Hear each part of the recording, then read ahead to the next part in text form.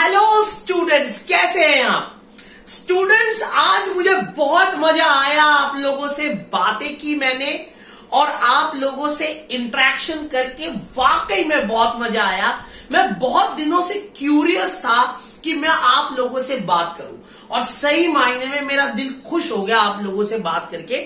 और आप जैसे होनहार और आप जैसे माथे पे तेज, आंखों में चमक, बलिष्ठ भुजाएं, चौड़ी छाती, धीर तुम बड़े चलो, वीर तुम बड़े चलो जैसे बच्चे, ठीक है, ओजस्वी बच्चे। ओजस्वी मतलब समझते हो? हाँ, बिल्कुल सही। चमक, जिन बच्चों के अंदर चमक है, ऐसे बच्चों से मिलके मुझे बहुत खुशी हुई वाकई में।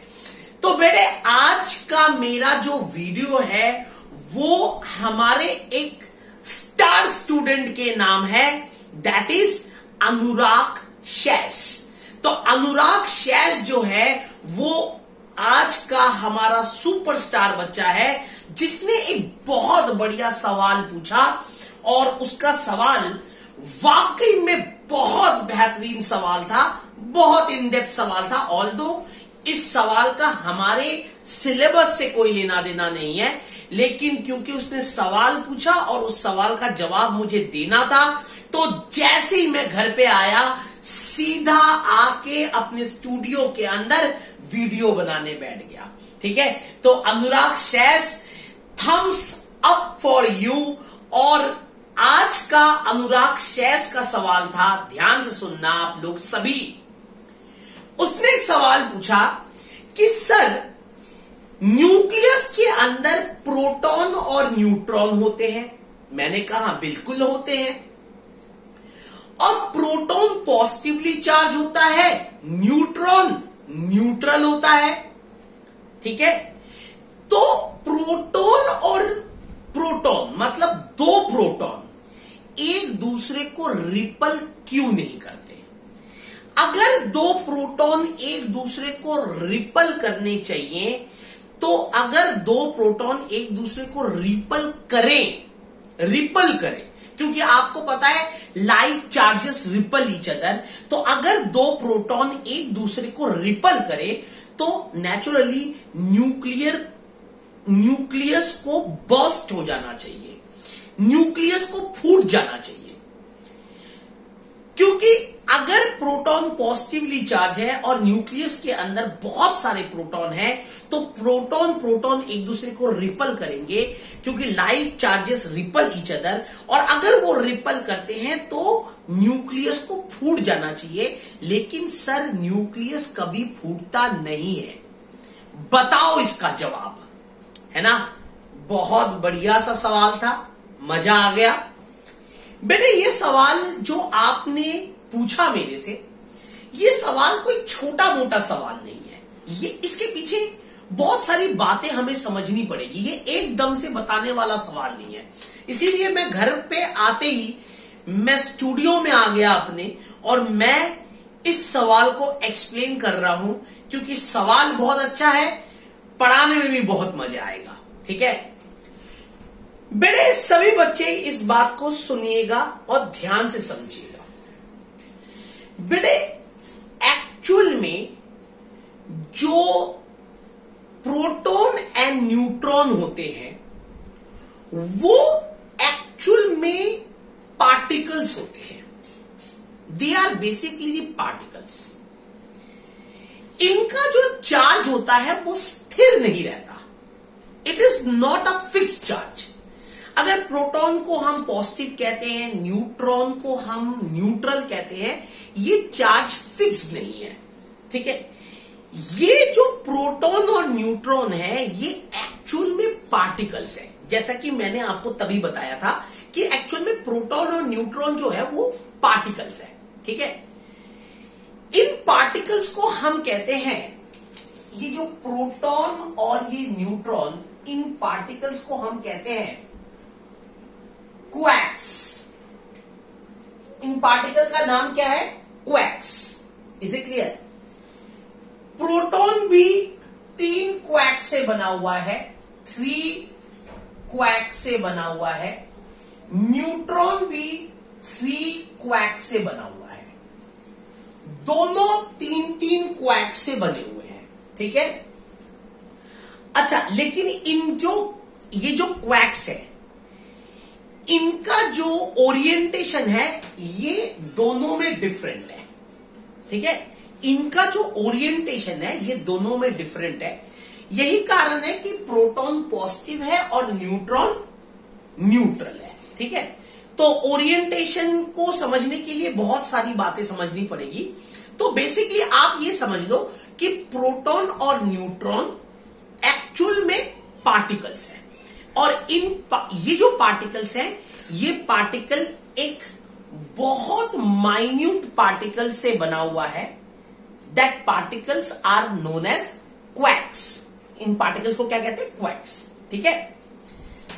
अब आपका जो न्यूक्लियस है, न्यूक्लियस में एक पार्टिकल होता है जिसे हम कहते हैं मेसॉन्स।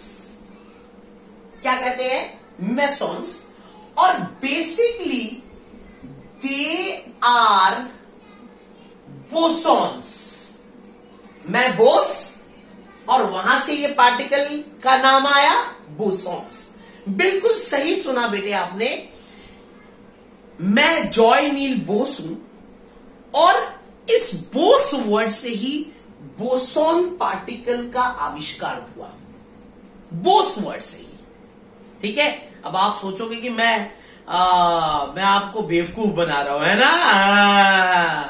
आपके दिमाग में सवाल आ रहा है कि भाई जॉय सर मुझे बेवकूफ बना रहे, bosons, Bose particle, bosons, Bose particle. Joy sir कह रहे हैं बोस से बना हुआ पार्टिकल है। बिल्कुल सही कहा, मैं आपको बेवकूफ नहीं बना रहा हूं। एक्चुअल में एक साइंटिस्ट थे मिस्टर S.N. बोस, सत्येंद्र नाथ बोस, जिन्होंने इस पार्टिकल का इन्वेंशन किया था। वहीं से इसको नाम दिया गया Bose particle, known as bosons. अब बात समझ में आ गई। तो एक पार्टिकल होता है मेसॉन्स, और बेसिकली ये जो मेसॉन है ये बेसिकली एक बोसॉन है, ठीक है। It is basically a boson, ठीक है बेटे। ये जो मेसॉन है ये 3 तरीके के होते हैं, ये 3 तरीके के होते हैं। एक होता है पॉजिटिव मेसॉन, एक होता है नेगेटिव मेसॉन, और एक होता है न्यूट्रल मेसॉन। एक होता है पॉजिटिव मेसॉन, एक होता है नेगेटिव मेसॉन, और एक होता है न्यूट्रल मेसॉन, ठीक है। बात समझ में आ गई? ये पार्ट तो क्लियर है। तो मैंने आपको 3 बातें बताई। प्रोटॉन एक पार्टिकल है, न्यूट्रॉन एक पार्टिकल है, ठीक है। ये पार्टिकल एक सब एटॉमिक पार्टिकल से बना हुआ है, नोन एज क्वैक्स। तो प्रोटॉन भी 3 क्वैक से बना हुआ है, न्यूट्रॉन भी 3 क्वैक से बना हुआ है, ठीक है। और इन क्वैक्स के ओरिएंटेशन की वजह से प्रोटॉन के ऊपर पॉजिटिव चार्ज आ रहा है, न्यूट्रॉन के ऊपर नेगेटिव चार्ज आ रहा है। अब मेरी एक बात बहुत ध्यान से सुनना, और यही सबसे इंपॉर्टेंट पार्ट है, सबसे इंपॉर्टेंट पार्ट, और यही पार्ट आपको सारी बातों का जवाब दे जाएगा। बेटे एक्चुअल में प्रोटॉन और न्यूट्रॉन इंटर कन्वर्टेबल होते हैं। ऐसा नहीं है कि प्रोटॉन फिक्स्ड है, न्यूट्रॉन फिक्स्ड है, नहीं। प्रोटॉन और न्यूट्रॉन इंटर कन्वर्टेबल है। तो यानी प्रोटॉन, यहां पे एक बहुत इंपॉर्टेंट फंडा है जिसे आपको दिमाग में रखना है। Proton and neutron are interconvertible. ये एक दूसरे में इंटर कन्वर्टेबल है, मतलब प्रोटॉन न्यूट्रॉन में चेंज हो सकता है, और न्यूट्रॉन प्रोटॉन में चेंज हो सकता है। और उसे चेंज करेगा कौन? उसे चेंज करेगा कौन? उसे चेंज करेगा ये मेसॉन। ये मेसॉन ही वो पार्टिकल है जो प्रोटॉन को न्यूट्रॉन में चेंज करता है, और न्यूट्रॉन को प्रोटॉन में चेंज करता है। अब देखो कैसे। बेटे 2 इक्वेशन लिख रहा हूं, बल्कि 3 इक्वेशंस लिख रहा हूं, 3 इक्वेशंस लिख रहा हूं, ध्यान से सुनना। पहला इक्वेशन है बेटे न्यूट्रॉन जो कि न्यूट्रल होता है। आपको पता है न्यूट्रॉन इज न्यूट्रल, ये न्यूट्रल है। ये न्यूट्रॉन अगर पाई पॉजिटिव को लेता है, पाई पॉजिटिव को, तो न्यूट्रॉन जो न्यूट्रल है अगर वो पॉजिटिव को लेगा तो क्या बन जाएगा? पॉजिटिव बन जाएगा ना। तो ये प्रोटॉन में चेंज हो जाता है and this is a reversible process. इसका मतलब न्यूट्रॉन पाई पॉजिटिव को लेगा और प्रोटॉन बनाएगा, या फिर प्रोटॉन पाई पॉजिटिव निकाल देगा। प्रोटॉन जो पॉजिटिव है अपने में से पॉजिटिव निकाल देगा, और अगर अपने में से पॉजिटिव निकाल देगा तो क्या बन जाएगा? न्यूट्रल बन जाएगा, न्यूट्रल बन जाएगा। यानी न्यूट्रॉन प्रोटॉन में चेंज हो रहा है और प्रोटॉन न्यूट्रॉन में चेंज हो रहा है ना। मैं फिर रिपीट कर रहा हूं, ये न्यूट्रॉन जो 0 है, जिसका चार्ज 0 है, अगर वो एक पॉजिटिव चार्ज को एब्जॉर्ब करेगा, पॉजिटिव चार्ज को अपने अंदर एक्यूमुलेट करेगा, तो ये प्रोटॉन में चेंज हो जाएगा। या फिर प्रोटॉन अपने में से अगर एक पॉजिटिव चार्ज निकाल फेंकेगा तो न्यूट्रल हो जाएगा, और न्यूट्रल हो जाएगा मतलब न्यूट्रॉन बन जाएगा। ठीक है। सेकेंड इक्वेशन है, ये जो प्रोटॉन है जो कि एक पॉजिटिव चार्ज है, जो कि एक पॉजिटिव चार्ज है, अगर ये पाई नेगेटिव मेसॉन को लेगा, पाई नेगेटिव मेसॉन मतलब नेगेटिव मेसॉन, तो फिर ये क्या बना देगा? पॉजिटिव अगर नेगेटिव के साथ जुड़ेगा तो क्या बन जाएगा? न्यूट्रल बन जाएगा। क्या बन जाएगा? न्यूट्रल। ये भी रिवर्सिबल है, ये भी रिवर्सिबल है। ठीक है। और तीसरा इक्वेशन, अगर ये प्रोटॉन पाई 0 को लेगा, मतलब न्यूट्रल मेसॉन को लेगा, तो P पॉजिटिव ही रहेगा, P पॉजिटिव ही रहेगा, क्योंकि न्यूट्रल का तो कोई यूज नहीं है, इस न्यूट्रल का कोई यूज नहीं है। तो अगर ये पॉजिटिव वाला न्यूट्रल को ले रहा है तो पॉजिटिव ही रह रहा है, और अगर न्यूट्रॉन जो 0 है अगर वो पाई 0 को ले रहा है तो भी वो न्यूट्रॉन ही रह रहा है, मतलब न्यूट्रल ही रह रहा है। तो इसका मतलब है proton and neutron is inter convertible, और ये इंटर कन्वर्ट होते हैं, दे आर इंटर कन्वर्टेबल, है ना। अब आप बोलोगे कि सर आपने ये बात क्यों समझाई? अब मेरी बात को ध्यान से समझना, मैंने ये बात क्यों समझाई। बेटे एक्चुअल में प्रोटॉन न्यूट्रॉन में चेंज हो रहा है और न्यूट्रॉन प्रोटॉन में चेंज हो रहा है, और चेंज होने के लिए क्या चाहिए? मेसॉन चाहिए। क्या चाहिए? मेसॉन चाहिए, है ना बेटे। यानी इसका मतलब ये हुआ कि ये प्रोटॉन और ये न्यूट्रॉन, इन दोनों को क्या चाहिए? मेसॉन चाहिए। इन दोनों को क्या चाहिए? मेसॉन चाहिए। तो ये प्रोटॉन और ये न्यूट्रॉन एक दूसरे के साथ डायरेक्टली नहीं जुड़े हुए, इन दोनों का एक दूसरे के साथ कोई संबंध नहीं है। ये दोनों एक दूसरे के साथ डायरेक्टली नहीं जुड़े हुए, समझ आई बात? ये दोनों एक दूसरे के साथ डायरेक्टली नहीं जुड़े हुए हैं। ये दोनों इस मेसॉन की वजह से एक दूसरे के साथ जुड़े हुए हैं, क्योंकि दोनों को मेसॉन चाहिए। समझ आई बात? मतलब एक छोड़ेगा दूसरा लेगा, दूसरा छोड़ेगा, पहला लेगा। समझ आई बात? मतलब प्रोटॉन मेसॉन को लेगा, प्रोटॉन मेसॉन को लेगा, फिर प्रोटॉन मेसॉन को छोड़ देगा तो न्यूट्रॉन मेसॉन को लेगा, न्यूट्रॉन मेसॉन को छोड़ेगा तो प्रोटॉन दोबारा ले लेगा। इस तरीके से ये मेसॉन को पकड़ते हैं, छोड़ते हैं, पकड़ते हैं, छोड़ते हैं और एक दूसरे में इंटर कन्वर्ट होते हैं।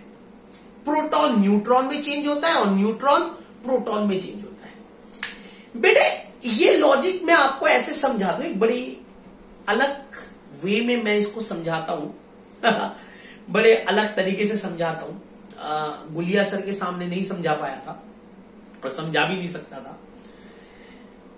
बेटे ये कुछ ऐसे समझ लो, अब आपको बड़ी हंसी आएगी यार सुन के, लेकिन क्या करें, टॉपिक ही ऐसा है। ये कुछ ऐसा समझ लो कि जो आपका प्रोटॉन है, प्रोटॉन, दो प्रोटॉन है मान लो, लेट देयर इज 2 प्रोटॉन, ये 2 प्रोटॉन है ना, ये 2 प्रोटॉन है। ये दोनों प्रोटॉन, ये जो दोनों प्रोटॉन है, ये दोनों प्रोटॉन एक दूसरे को रिपेल कर रहे हैं। दोनों प्रोटॉन एक दूसरे को रिपेल करते हैं। आप ही ने बोला था कि प्रोटॉन प्रोटॉन एक दूसरे को रिपेल करते हैं, बिल्कुल रिपेल करते हैं, है ना। ये दोनों प्रोटॉन एक दूसरे को रिपेल करते हैं, तो दोनों का एक दूसरे के साथ कोई संबंध नहीं है, एक दूसरे के साथ कोई संबंध नहीं है ना। लेकिन दोनों का संबंध मेसॉन से है, दोनों का संबंध मेसॉन से है। ये प्रोटॉन भी मेसॉन लेना चाहता है टू फॉर्म, ये प्रोटॉन मेसॉन लेना चाहता है टू फॉर्म न्यूट्रॉन, है ना।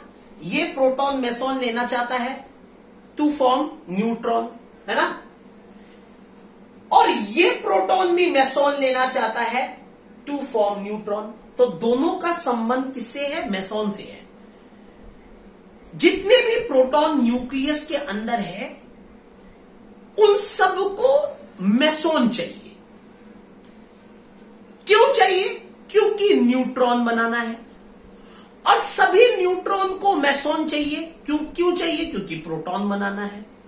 दे आर इंटरकन्वर्टेबल, है ना, जैसे कि मैंने यहां समझाया था।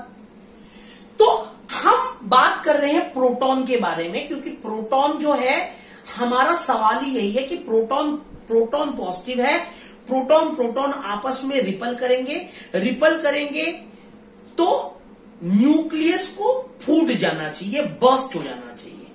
लेकिन ऐसा नहीं होता। क्यों नहीं होता, है ना। तो ये प्रोटॉन और ये प्रोटॉन आपस में रिपल कर रहे हैं, तो इन दोनों का तो कोई संबंध ही नहीं है। ये दोनों एक दूसरे को रिपल कर रहे हैं, नेचुरली रिपल कर रहे हैं, बिल्कुल आप सही है, रिपल कर रहे हैं। लेकिन इनका संबंध इस मेसॉन से है ना। तो ये प्रोटॉन भी मेसॉन चाहता है, ये प्रोटॉन भी मेसॉन चाहता है। ठीक है। तो इस मेसॉन की वजह से ये प्रोटॉन ना चाहते हुए भी एक दूसरे के साथ रहते हैं। इस मेसॉन की वजह से ये प्रोटॉन ना चाहते हुए भी एक दूसरे के साथ रहते हैं। समझ बात? कैसे रहते हैं? अब सवाल आ रहा है ना बेटे। सलमान खान और रणवीर कपूर दोनों लड़के हैं, दोनों एक दूसरे से नफरत करते हैं। भाई दो लड़के आपस में नफरत ही करते हैं, सही मायने में तो यही है तो सलमान खान और रणवीर कपूर एक दूसरे से नफरत करते हैं, वो एक दूसरे से दूर भागना चाहते हैं, मतलब एक दूसरे की शक्ल नहीं देखना चाहते, है ना। लेकिन बीच में कौन फंसी हुई है? आप सबको पता है, कैटरीना कैफ, बीच में कौन फंसी हुई है? कैटरीना कैफ, है ना। वैसे तो मैं भी सलमान और रणवीर को पसंद नहीं करता हूं, नफरत करता हूं, नफरत, समझ रहे हो ना। लेकिन बीच में कौन फंसी हुई है? कैटरीना कैफ फंसी हुई है। तो ना चाहते हुए भी सलमान और रणवीर कपूर को एक दूसरे के साथ रहना पड़ रहा है, ठीक है। तो एक बार सलमान कैटरीना कैफ को पकड़ लेता है, मतलब कैटरीना कैफ को के साथ बॉन्ड बना लेता है, तो रणवीर कपूर आसपास घूमता रहता है। फिर सलमान कैटरीना कैफ को छोड़ देता है, तो रणवीर कपूर पकड़ लेता है। फिर रणवीर कपूर छोड़ देता है, फिर दोबारा सलमान पकड़ लेता है। तो ना चाहते हुए भी दोनों एक दूसरे को रिपल कर रहे हैं, सलमान और रणवीर कपूर एक दूसरे को रिपल कर रहे हैं, लेकिन ना चाहते हुए भी due to that Katrina Kaif वो एक दूसरे के नजदीक बने हुए हैं। समझ आई बात? प्रोटॉन और प्रोटॉन एक दूसरे को रिपल कर रहे हैं, लेकिन दोनों मेसॉन से प्यार करते हैं। तो एक बार ये प्रोटॉन मेसॉन को पकड़ता है, न्यूट्रॉन बना देता है, ठीक है। और फिर वो न्यूट्रॉन अपने में से मेसॉन निकाल देता है, जैसे ही वो न्यूट्रॉन अपने में से मेसॉन निकालता है, दूसरा वाला प्रोटॉन फट से लपक के पकड़ लेता है, ठीक है नहीं। तो ये प्रोटॉन इस प्रोटॉन के आसपास घूमता रहता है, ये प्रोटॉन इस प्रोटॉन के आसपास घूमता रहता है, और इस फोर्स को, ये जो स्पेशल टाइप ऑफ फोर्स है बिटवीन दीज प्रोटॉन, ये जो फोर्स डेवलप हो रहा है ना चाहते हुए भी एक दूसरे के नजदीक आना पड़ रहा है, तो कोई फोर्स तो होगा, है ना, जो फोर्स उसको एक दूसरे के नजदीक रख रहा है। इस फोर्स को हम कहते हैं न्यूक्लियर चार्ज। इस फोर्स को क्या कहते हैं? न्यूक्लियर चार्ज कहते हैं। क्या कहते हैं? Nuclear charge. तो इस दो प्रोटॉन के बीच में जो फोर्स डेवलप होता है that is known as a nuclear charge. और आप ये भी कह सकते हो कि दो प्रोटॉन और न्यूट्रॉन्स, इन सब के बीच में जो फोर्स डेवलप होता है that is the nuclear charge, क्योंकि न्यूट्रॉन भी उसमें एक पार्ट है, क्योंकि इंटर कन्वर्टेबल है। तो न्यूट्रॉन तो एक्चुअल में क्या है, न्यूट्रॉन के ऊपर कोई फिक्स चार्ज नहीं है, है ना। तो दो प्रोटॉन और न्यूट्रॉन के बीच में जो फोर्स ऑफ अट्रैक्शन डेवलप हो रहा है that force is known as nuclear charge. और आपको पता होना चाहिए कि ये जो न्यूक्लियर चार्ज है, ये न्यूक्लियर चार्ज 100 गुना ज्यादा ताकतवर है देन दी इलेक्ट्रोस्टैटिक फोर्स। यानी प्रोटॉन और प्रोटॉन के बीच में जो रिपल्शन होगा that is electrostatic force, proton और प्रोटॉन के बीच में जो रिपल्शन होगा दैट इज इलेक्ट्रोस्टैटिक फोर्स। लेकिन जो न्यूक्लियर चार्ज डेवलप हो रहा है, मतलब प्रोटॉन और प्रोटॉन के बीच में जो अट्रैक्शन डेवलप हो रहा है दैट इज न्यूक्लियर चार्ज। और ये जो अट्रैक्टिव फोर्स है ये इस इलेक्ट्रोस्टैटिक फोर्स से 100 गुना ज्यादा ताकतवर है। और क्योंकि ये न्यूक्लियर चार्ज इस इलेक्ट्रोस्टैटिक फोर्स से 100 गुना ज्यादा ताकतवर है, इसीलिए न्यूक्लियस के अंदर प्रोटॉन, न्यूट्रॉन ये सभी आपस में बाइंड रहते हैं। और यही कारण है कि न्यूक्लियस के अंदर प्रोटॉन और प्रोटॉन के रिपल्शन का न्यूक्लियस के ऊपर कोई फर्क नहीं पड़ता, क्योंकि वो रिपल्सिव फोर्स इतना ज्यादा है ही नहीं कि वो आउटकम कर सके न्यूक्लियर फोर्स को। समझ में आई बात? तो ये न्यूक्लियर फोर्स इतना ज्यादा है कि वो प्रोटॉन और न्यूट्रॉन एंड प्रोटॉन को आपस में बाइंड अप करके रखता है। और यही कारण है कि न्यूक्लियस स्टेबल रहता है। समझ में आई बात? तो बेटे मैं आपको बताऊं, ये जो इतनी लंबी चौड़ी थ्योरी है ना, इसके ऊपर अभी बहुत कुछ शोध करना बचा हुआ है, मतलब इसके ऊपर अभी शोध चल रहा है। It is just a theory. इस थ्योरी के ऊपर अभी बहुत सारे एक्सपेरिमेंट बचे हुए हैं, बहुत सारा शोध चल रहा है। आने वाले टाइम में न्यू थ्योरी आएगी और शायद कुछ और सुनने को मिलेगा।